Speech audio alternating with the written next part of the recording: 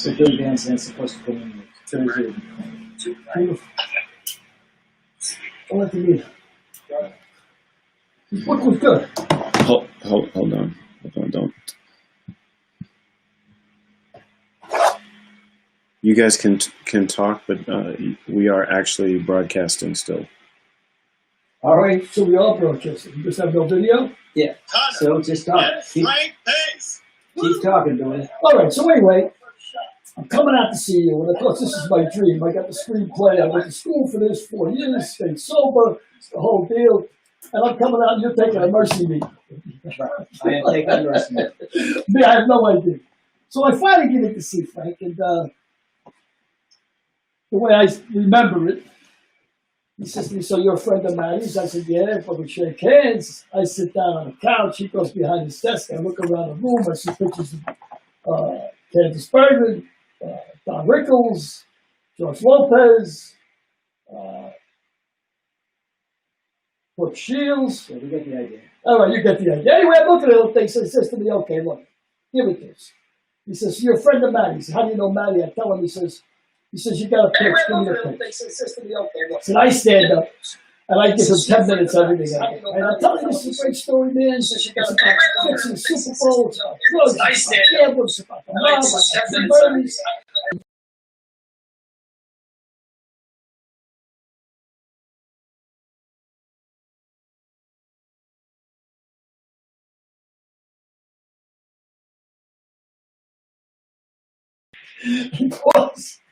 Pours shit all over my dreams, you know.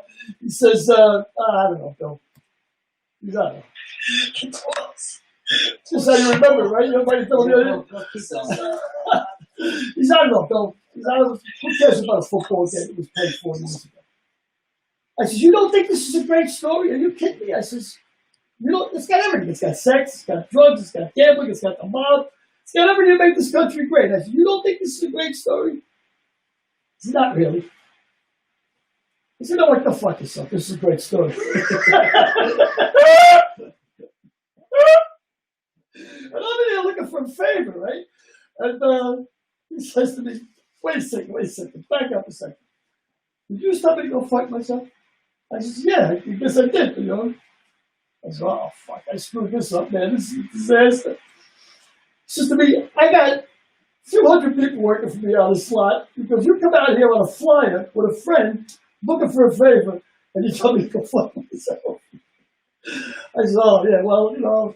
He says, "Hang on a second." He goes, "Steve," picks up the phone. He says, "Get down here. I want you to meet this crazy fireman I got in the room." He says, "You just told me to go fuck myself." So I said, "Oh, I'm getting the gate. This guy's coming down here to give me the gate."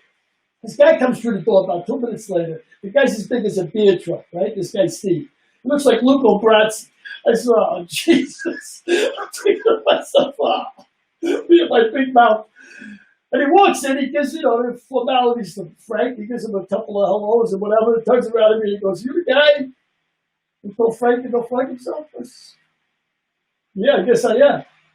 He says, "Me and you go get along great." He goes like this, and he gives me a hand as big as a canned hand. You know, I'm like this guy. And he starts cracking up, this prick. He starts laughing behind the thing. He's dying. And then I realized he was setting me up, right? Because he's a New York guy, and that's what we do. We break each other's balls, right? So he was setting me up. So That's how we met. that's how we met. And then So it cuts to, we kept in touch a little bit over the years because I read his book, Confessions of a Bronx Rookie. It's pretty good. And I was then writing my own memoirs, If These Lips Could Talk, and I needed somebody to help me write it with it. So I went to my first choice, and he didn't want to do it. I went to my second choice. He didn't want to do it. I went to my third choice. He didn't want to do it. And finally, I said, "Geez, what about that guy, Billy O'Connor? I need a guy who will write for free, won't take any of the profits, will split profits, and is probably be happy to." So it was a mercy meeting. So no, it was a mercy meeting. A mercy meeting when I called you. Yeah, And but you know what? To my surprise, You're being a little modest. I got to tell you, you read Confessions, you read the Mick, you said you had everything I had. You always gave me good advice. And this is a piece of advice that you should give to these people out there, especially guys that especially the people that can't see us. Yeah, especially people who can't see us, they can overhear us. But these would-be screenwriters, man, because I came out here with a screenplay and a dream. And Frank, after he read it, matter of fact, you read that screenplay. And you said to me, for your first effort, remarkable, really good. It needs some tightening up, is exactly what you said, but what screenplay doesn't? And then you said, now, I'm going to tell you why this screenplay will never see the light of day. Because it'll never see the light of day no matter what. And you said because the NFL's got rules about such wordplay. They've protected their logos and everything else so that. And it was too fucking true. There's no way they were going to let it get in. There was a lot of fact in it. Yeah. But you also said something else, which is the piece of advice I wanted to give that I took from him. He said, Bill, forget about screenplays. He goes, who are you? You're Billy O'Connor. Nobody gives a shit that you wrote a screenplay. He goes, no one's even going to read it. You and every milkman in LA have written screenplays. That's right. Nobody's even going to read it. So he told me this is the advice he gave me, and it makes sense. And that's why all these screenplay classes and everything is good. If you hope to be a real screenwriter down the way, but don't think you're going to make $1 million on your first screenplay. He said to me, write it as a book. If it sells as a book, then you might get a shot in the movie because they smell money. And he told me this 10 years ago. And I keep thinking about that book that chick wrote about bondage. What is that? Don't say chicks. The girl. Woman. The author. The lady author. Yes. Okay, she wrote that book about bondage. It was like Bondage 101. What was that? They made a movie of it. That Gray in the title? Yeah. What is it? Gray, Whatever. Yeah, that piece of shit. Come on, it was a piece of shit. I read about 6 chapters. This is Bondage 101. I said, this is with a crayon.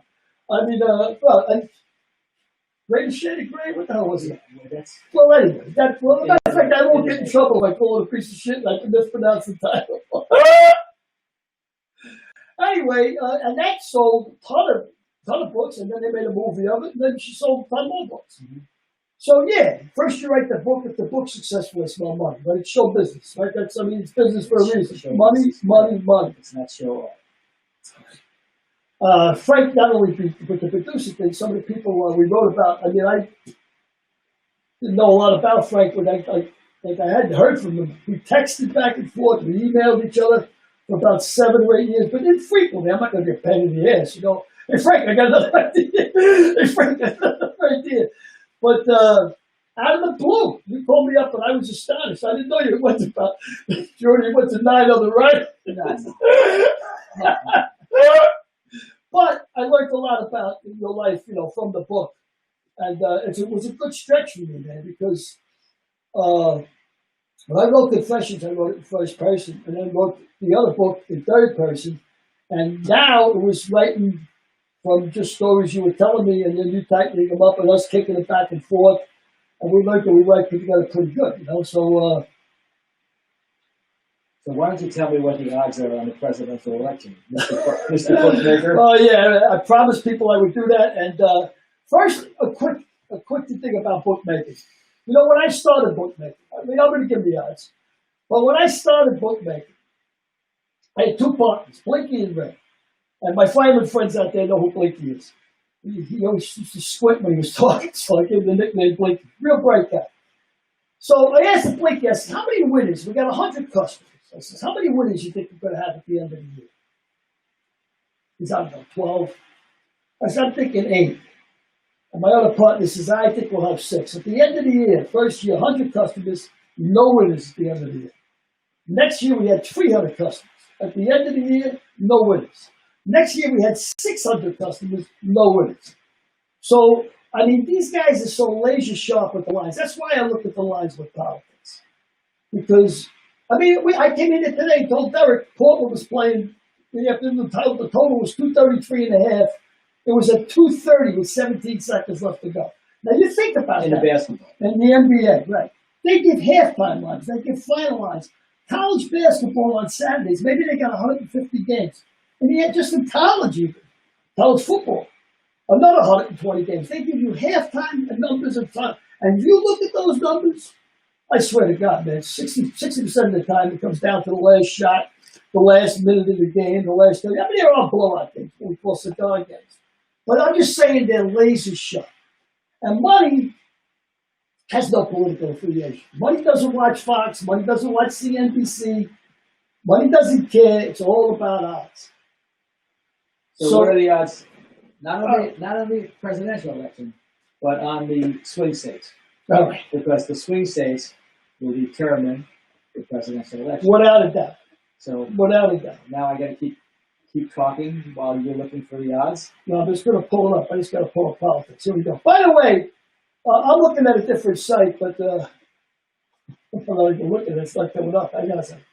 I'm looking at a different site, but if you want the odds, you can go to betus.com. Betus.com. You don't have to join it or anything. And they'll give you the up-to-date odds. But I'm just trying to tell you, impress upon you how Just generalize. laser sharp they are, you know? We don't have to wait. I just want to make sure I pull up politics here because they just cut me off. And, Gotcha. well, I know the odds anyway. Right now, this is based on $100, right? Everything is based on $100. So if you like Joe Biden right now, here it is, I got it up.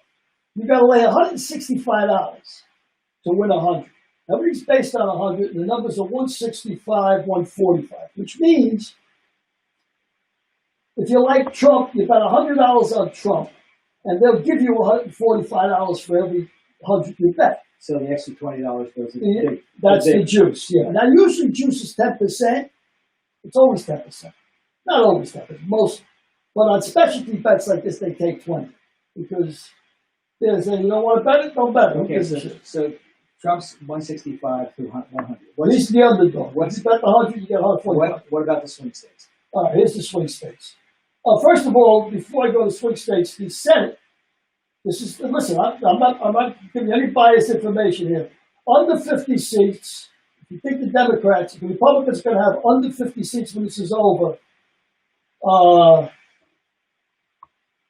you got to lay 135 to win 100. Over 50 seats for Republicans, they'll give you 140 for every 100 you bet. So the Democrats are a clear favorite to win the Senate. Okay. Next thing is Florida. Now, here's the deal with Florida. The two states that are most important, and like Frank says, the swing states are all important. There's only 7 or 8 that are going to decide the election. But the two most important is Florida and North Carolina. The reason Florida is so important is no Republican has ever won the White House and lost Florida since Eisenhower. And North Carolina is really important because no Republican has ever won the White House and lost North Carolina since Calvin Coolidge. So, in Florida, well, let me give you Texas first because that's what came up. You hear a lot of talk about the Democrats taking Texas, not according to the bookies. It's almost 3-1. Three 3-1. Yeah. TRE. If you bet, you bet 3-1. 3-1. TRE. Yeah. 3. It's 3-1 almost. You got to lay 270 to win 100 if you think Republicans are going to win Texas. Florida. Next one's Pennsylvania. That's solid Democrat, 250 to win 100. Ohio is solid Republican, 155 to win 100. How about Florida? Florida, coming up. Minnesota, Nevada. Okay. No, where's Florida? It's Texas. It's just south of Georgia. Thanks a lot, pal. All right, wait a second. What happened to Florida? It's here. Hang on a second. What happened to Florida is correct. I got it. Here we go. Florida. Dems are 150 to win 100. If you like Republicans, they'll lay you 120 for every 100 you bet. Now, the other one is North Carolina, right? That's important. See if I can find North Carolina. It's Texas. Texas, I told you, solid Republican. Arizona, 185 Democrats favored. Anyway, that's the deal. That's the numbers that there's out there right now. So this bookmaking thing is fascinating to me. What other stories can you tell me about bookmaking and bookmaking? Well, a lot of people think, most people think, that when you're bookmaking, like Frank, you like Dallas +3, I like the Giants -3. You want to bet $1,000, I want to bet $1,000. We lay it off each other. He takes $100. Right. That's how people conceive it. You know, that's what the juice is supposed to be all about. The vigorish, the 10%. But that's not how it works. How it really works is, let's say on Sunday afternoon, there's 10 NFL games, right? Or 11 NFL games. Well, to the bookmakers, 6 of those games will hardly mean anything. But there'll be 5 games he'll have a lot of money on. Like, say the Giants are playing Dallas. The New York money is going to be a lot of money coming out of that. The night game, Sunday night game, of course, there's going to be a lot of money. It's the only game left. The 4 o'clock game, whatever the big match, maybe 4 or 5 games are going to mean something. Now, if you're getting 10%, all the bookmaker has to do, if he wins 2 out of 5 of those games, he breaks even because of all the juice. Right? If he wins 3 out of 5, he makes a decent amount of money because of the juice. A player has to win 3 out of 5 to almost break even. So 10% is 10%. It's a pure science. Eventually, it's going to catch up. So what about these guys that are here on Saturday morning that you call in and they'll give you the lock of the year, 52 weeks a year, they'll give you the lock of the year. If those guys knew what they were talking about, they'd be snorting 8 balls with high-priced company, right? I mean, they're going to be on the phone giving you, if they had a good thing, they're going to be giving it to you. Well, I think they have to have a good thing to keep They're buying all the radio. They're buying all the radio time. Because they're idiots that think so. Like, give me a great story, Blink. This is my buddy Blinky. You know about him. He was my bookmaker partner, right? He used to swim, so we called him Blinky. And Blinky was like, that's twice you said that. my kind of guy. So one day, now we're bookmaking, and we know you can't win, but still we're both compulsive gamblers. And so was the other partner was even worse. So he's still betting, I'm still betting. But he says to me, that's it, man. I'm done in the NFL because I can't win, no matter what I do. So I've lost like 10 weeks in a row. I said, you ever think about packing it in? He's not always, I've pulled up this betting service. He said, I got this guy. I said, you know, you're lying, man. They're all full of shit. He goes, no, listen to me. He said, this guy, they're releasing the bet of the century. He says, they only release it once a year. I said, the bet of the century, once a year. Now I'm confused. You say the bookies' lines are perfect, but you say you as bookies were still gambling and still losing money. No, we were making so much money bookmaking. I was just betting. Oh, so you were making money bookmaking, but you were losing it all betting. No, I wasn't betting that much then because we were getting so much action from the games. You look down, you need 5 games. Right. And maybe each game was 30, 40 grand, between the 3 of us. So you're paying attention, But anyway, so Blinky says, I don't give a shit. I'm paying the guy the $500. This is the kind of story you can't make up. So he calls the guy up. Actually, give me the credit card number. Yeah. Back in the thing, yeah. He's now listen, guys. Real serious. This is our bet of the century. He says, you can't give this to anybody else. You got to pay $500 for this thing. This is good information. So Blinky goes, yeah. Come on, give me the game. Pay the $500. Give me the goddamn game. The guy says, San Francisco. San Francisco. Wow. Even though Montana's out? The guy says, Montana's out? He said,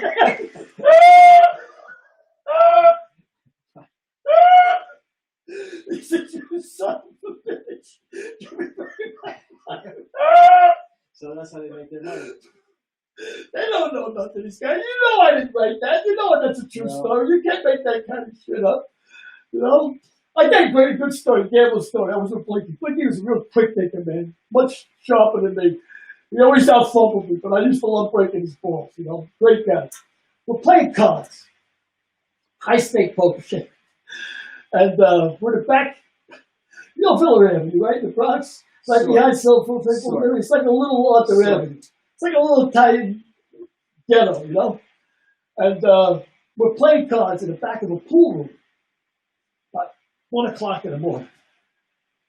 And I'm up about $3,000, right? So I got like $2,000 stuck in my socks, and I got about $1,500 on the table, right? Like 2 o'clock in the morning. The door blasts open. And these 2 guys come in with shotguns. mask, the whole deal, right? Okay, boys, this is a stick in the face, right? Throw the money in the middle of the table. I'm like 23, 24, I'm scared shit. I throw the money out in the middle of the felt. All the other guys do. But I got $2,000 in my sock, right? I ain't going near the $2,000. Like, I push the money out. Well, this guy goes, nods his head, and he takes a shotgun. There was a guy about 80 years old, right underneath him, right? And he smacks the guy across the top of the head with the shotgun. He says, "Now give me the money you hide." Blood goes all over the felt, right? This fucking guy's head opened up like a watermelon, right? I'm 23 years old. My eyes are like, I'm down in my socks. I'm taking money out every place. I'm looking to write the guy a check. Let me get the fuck out of here. Everybody's throwing money in the tilt. The only guy that didn't panic was Blinky. Blinky turns around to me and says, "Hey, Billy, here's the 500 I owe you."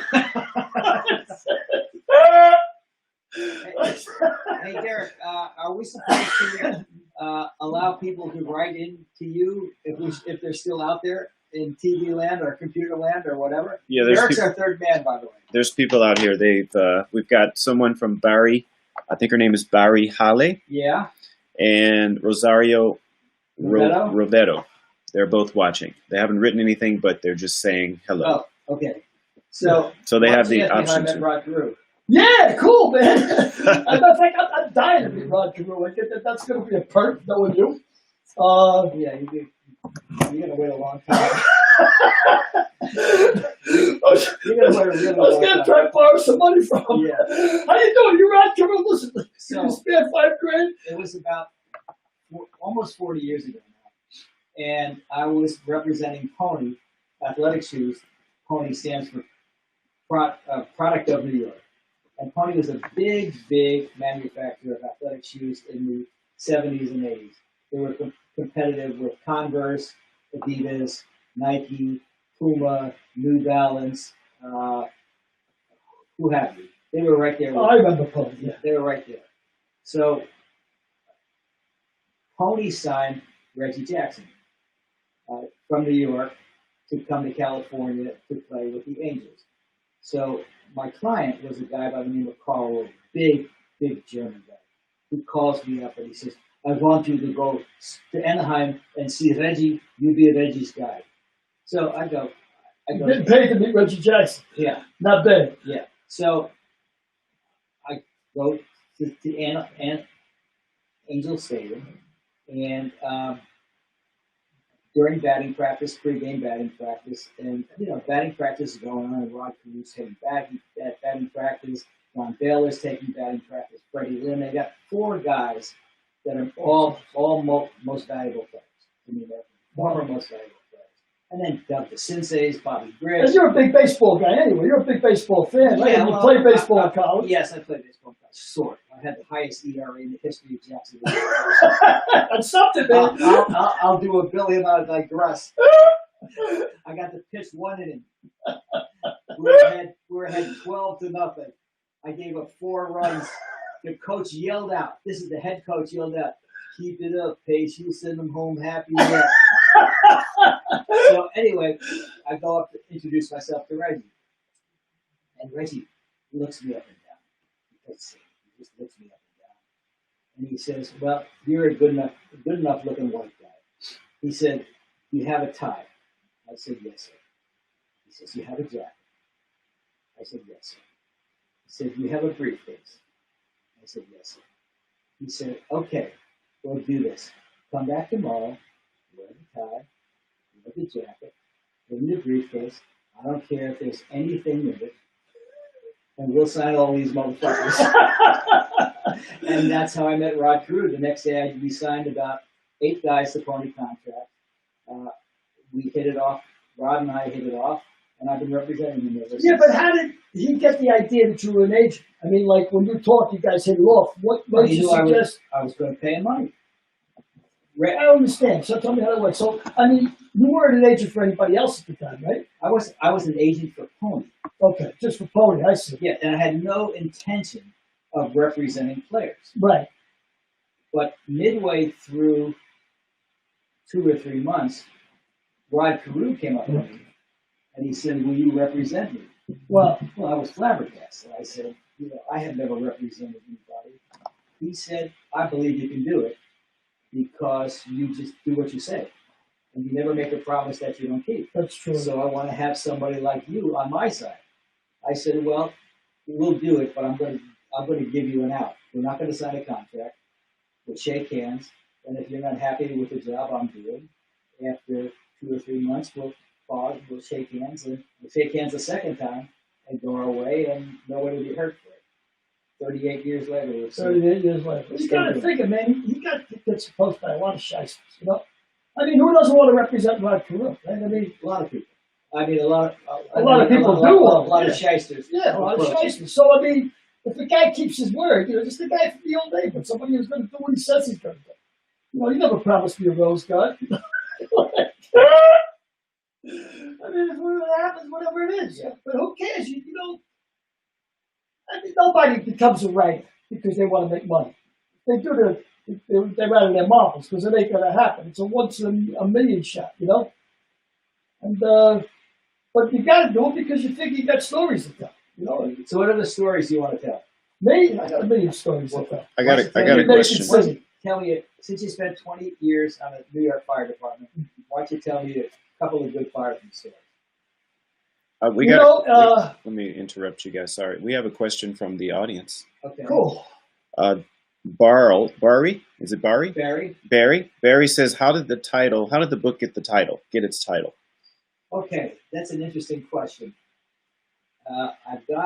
We had a very close friend who passed away in probably 10 years ago by the name of Marty Nedboy. And Marty was, well, you're the funniest man I know now, but you have to go some to beat Marty, because Marty was the funniest man I ever met in my life. And that's saying something because Don Rickles was your best friend. So Yeah. Marty was funnier than Yeah. Don. But Don was funny for a lot of words. Marty could only do 4 words funny with the camera on. But there were 4 good words. With the camera on, he could say, "Thanks, babe," as good as anybody. I'll tell you a quick Marty story. We're shooting the Bless This House with Andrew Dice Clay and Kathy Moriarty, who you know from the Bronx. Kathy Moriarty was an Academy Award-winning actress, is an Academy Award-winning actress from Raging Bull. Reggie Bull. She was co-starring with the Dice in Bless This House. One day, we're at the craft service table. Craft service table is a table where they have food and beverages and everything else, and it's sort of everybody meets at the craft service table. One day, I was there with Kathy, and I saw Marty across the stage, and we had his craft service gown in the show. So it was me and Kathy at the craft service table. I called to Marty, and I said, "Marty, I want to introduce you to Kathy. Come over here. I want you to meet somebody." He took one look at Kathy, and Kathy was, not quite in makeup, but she was still Kathy Moriarty. He took one look at Kathy, and he said, "I already met Shirley," who looked like a babushka woman, and he confused Shirley with Kathy. So Moriarty. Marty was three word funny. Yeah. So But still, what's the book? How did you well, that's part of the point. So again, later on, George, we were shooting George Lopez show years later, and I said, "George, I got to warn you. We've got this guy who's going to be a dialogue coach. He takes a little getting used to it.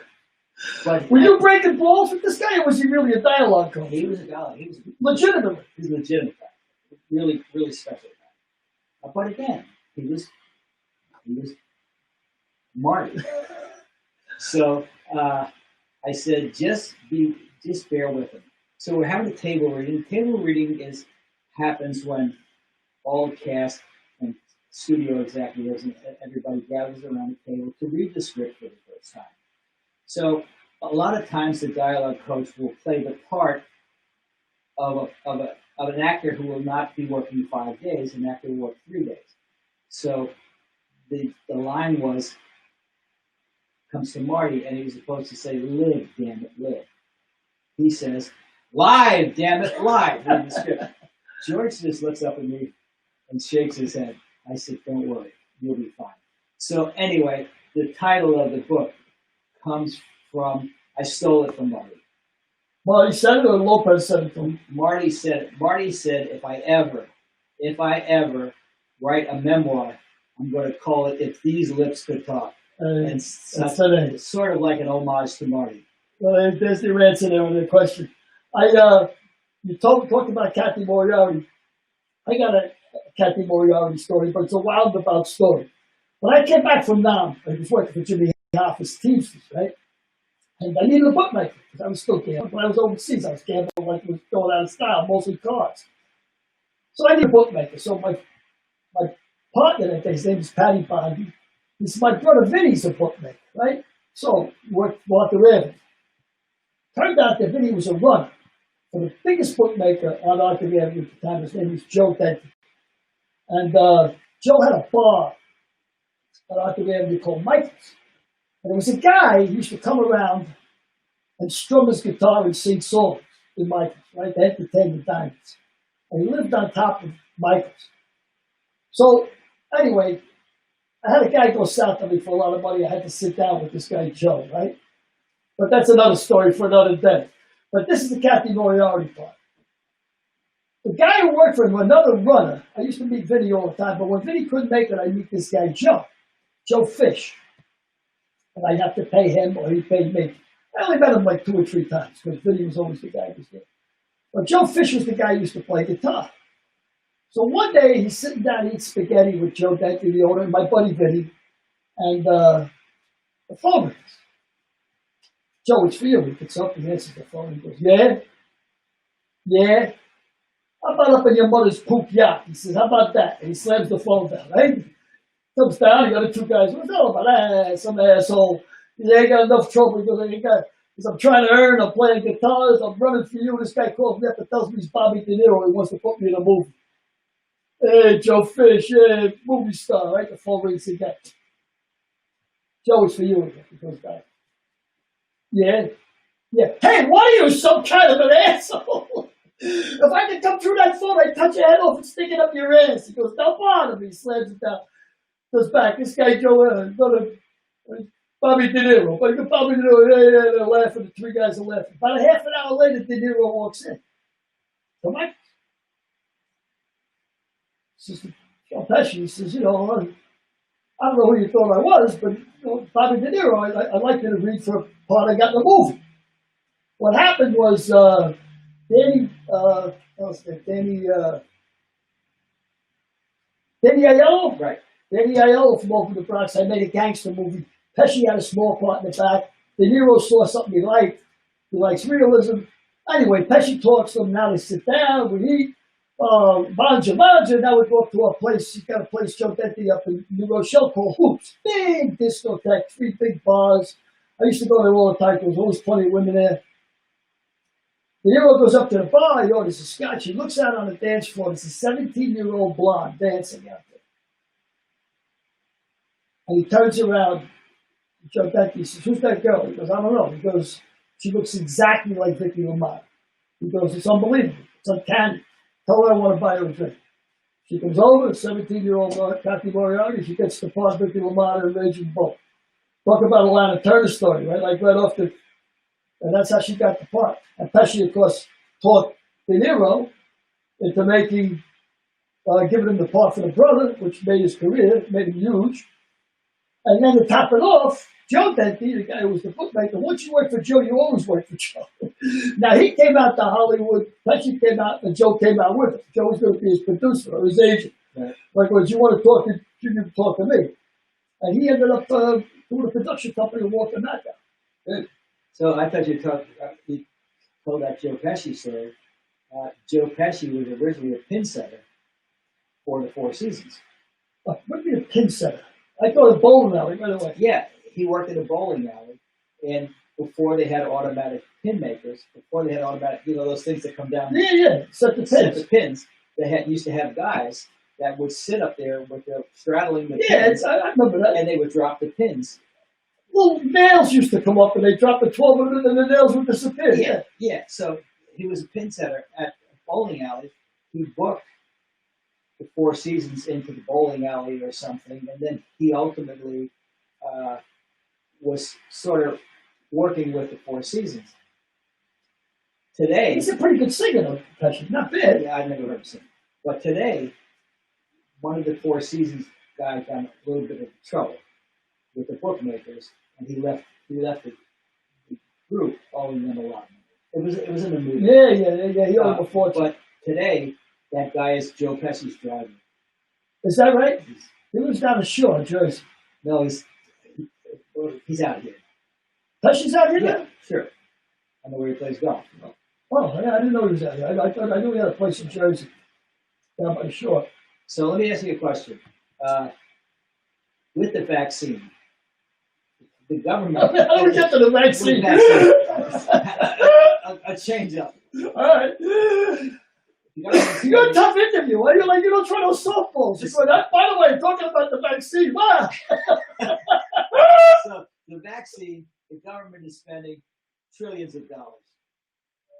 Are they spending trillions? It hasn't been developed yet, though, is it? Well, I mean, to develop it. are they spending it or private companies are spending? No, they're loaning it, like this Kodak money. They I got my own feeling about the code. Yeah. You see the stock market with that thing? Okay. Like they didn't know that was going to So- happen? the government's spending billions. Okay. Billions of dollars to develop a vaccine. Do you think they're going to give the vaccine away to the people whose taxpayers' money are spending it, or No, what about R&D? They've been doing that for years, the pharmaceutical companies. R&D, research and development, of course. Why does the drugs cost 4 times more here than they do in Canada, 3 times more than they do in Bangkok? Because of research and development.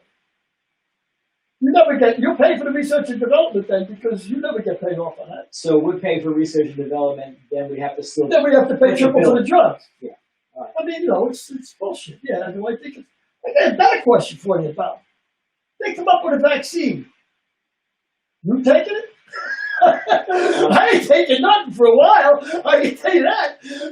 Anybody tells me, yeah, it's cool, just try this, I'm going to be like, yeah, okay. How about, I was talking about before, when you go to war, right? I was in Vietnam, and I see guys, and don't get me wrong, I have a reverence. I mean, a reverence for Marines and guys in World War II, the greatest generation. I get it, man. I get it. They were amazing men. But you got to remember, when you're 19, 20 years old, you think you're invincible, and they drop you off on an island, and they leave. It's not like they say, you want to be brave and open. You take the island or you die. They're gone. They drop you off and say, good luck, take the island. You're Marines. Like they had a great Marine story, too.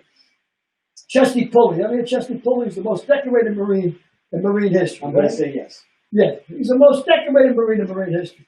Here's the mentality of a Marine. Great anecdote.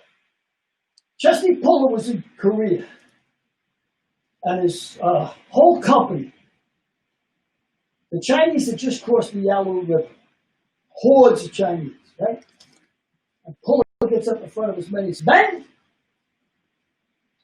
there's Chinese in front of us, there's Chinese behind us, and there's Chinese on both sides. They can't escape us now. I mean, that's a Marine, man, so I have reverence for him. But, having said that, I'm 19 years old, they shipped me to Vietnam. You ain't happy, yeah? You ain't happy? What are you going to do about it? You're 12,000 miles from home, how are you going to get home? You play for, what are you going to go over the hill? Over the hill to where? To surrender? Yeah, right. You're going to go to Stockade? I mean, so, you're a kid, you're 19. Somebody tells you now, at your age, hey, Frank, charge. You say, hey. You take Visa. Hey, charge. You take Visa. Yeah, but that's what I'm going to say. Charge. Hey, wait a second. How about you charge?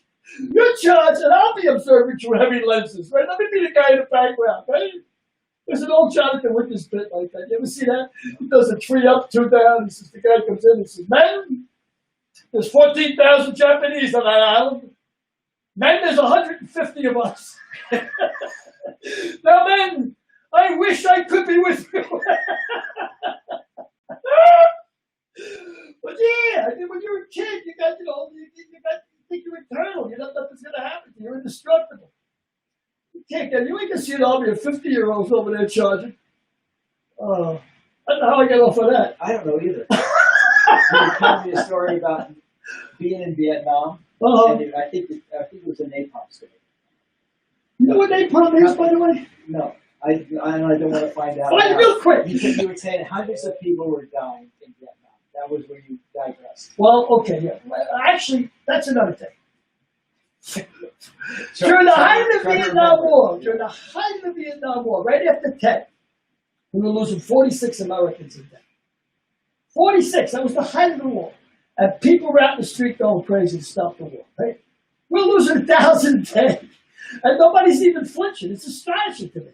I mean, I get it, you know, but, man, we changed as a country. 46 was unacceptable a day. But now Vietnam was an exercise in futility in my mind. Going over there, you look at 82-year-old women and you think, my God almighty, this is the enemy? You know, this is it? Weird war. There's no good wars. So what else do you want to talk about? I don't know. Let's see. Oh, let me stay on Vietnam for a second. You know, I was in the Air Force. I wasn't right away. I was no hero, man. I wasn't like the ground pounders. My heart goes out to those guys. They were the real deal. I was a computer operator. I was in the only air-conditioned building in Vietnam.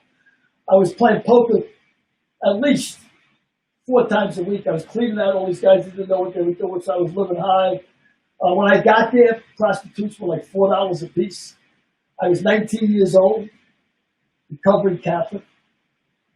I mean, I was manic, so I had everything going. I just wanted to, you know, I wanted to be everywhere at one time. Let me ask you, what kind of manic are you?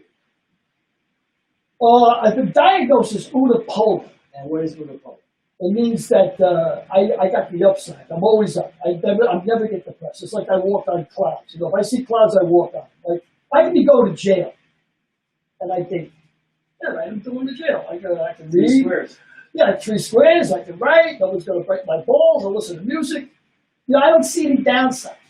I don't get the depression. People try and get. You know, some people don't take their medicine to the bipolar because they enjoy the other side of it so much. I'm like that all the time, which would be great. You say, hey, that sounds like a disease you send away for in the mail, right? That's wonderful. But the other thing is it gives you like a propensity to everything that's illegal or everything that's, and you jump into it both feet. You know, drugs, gambling, women, drinking. I went into everything both feet. You know, I plunged straight ahead, which was Confessions. When I wrote Confessions, which is semi-autobiographical, this chick read it and said, man, you had a lot to confess. She said, this woman read it and said, boy, you had a lot to confess. So, yeah, man, I mean, I've made everything to excess. You know, nothing succeeds like excess. That's the way I live my life. And you've made 70 years of good decisions. And listen, I don't regret nothing. I've had a lot of fun. I got 2 beautiful grandchildren, 3 kids that love me. I'm a lucky guy. I'm healthy enough. So it's been a great ride. I mean, if I had to do it again, I'd do it again this second. And I don't give a shit about being broke either. I mean, in a second. I mean, well, maybe if our book sales will I ain't got nothing left. split a couple of shekels. I ain't got nothing left. It doesn't hit the jackpot now. What am I going to do with it now? But yeah, listen, man, I'd love for all of our books to hit. Now we've got Lips. We got the Losers Club coming out. Well, it's not the Loser Club. We don't have it coming out, so don't talk about it. Don't talk Combustible. Can't talk about that. Don't talk about it. I see Derek's got the mic there. I hope he's telling us it's just about time. Well, we have about 5 minutes, but we have a question. I think you guys answered this question in the beginning. It's how did the Mick and the Mook meet? Yeah, we answered that in the beginning, but we might have went dark at the time. But I came out here with a dream and he pissed all over. How about I tell the story in 20 seconds? He pissed all over my dreams, this skinny bastard. The skinny bastard pissed all over my dreams. By the way, I worked with a gentleman by the name of Howard Morris. Yeah. And Howard Morris was terrific actor, comedian. I remember Howard. Yeah, Howard was a But star. he's on show and shows. He was a star. He was the 4-star show and shows. It was Sid Caesar, Imogene Coca, Carl Reiner, and Howard Marks. That's right. And I worked with Howard doing commercials. And Howard was a street guy in New York. For the length of time that I knew him, I always thought my name was Guinea Frick. That's the how- only thing he ever and thought. when he was mad at me, he said, Guinea Frick. I was working with a girl, my current wife, Jenny. And I got my current wife. Your final wife. It better- By the way, Howard was married 5 times. Howard Mars was married I like 5 his times. style. I like his style. He married the 2nd wife and the 4th wife, the same gal. He said he wanted to announce it in the recycling. I married the same woman twice. Oh, that's a drugs idea of financial planning. Say, what alimony? Everybody thought I was an idiot. I said, hey, what alimony, man? I didn't pay 2 alimonies. But, yeah, so I got a phone call. I'm walking on the Jersey. No, Long Island. It was at Long Beach. I'm walking on the boardwalk, and I get a phone call.